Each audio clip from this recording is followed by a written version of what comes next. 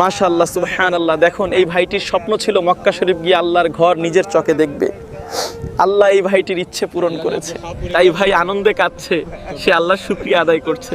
আল্লাহ আমাদের দোয়া কবুল করুন, আমরাও যেন একদিন মক্কায় যেতে পারি, আমিন। একজন মুসলমান হিসাবে এইটি আপনার দায়িত্ব, ভিডিওটি শেয়ার করা।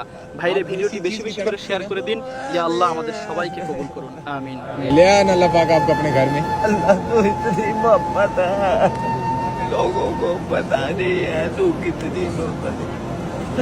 अल्लाह मेरी बहुत वाजो यही कर तड़प दे। चाहिए, यही तड़प चाहिए तो इंसान यहाँ पर पहुँच जाता है। अपने पैसों से नहीं पहुँचता, अपने नसीब से पहुँचता है। अल्लाह मेरी बहुत आगे, मैं नहीं जाना।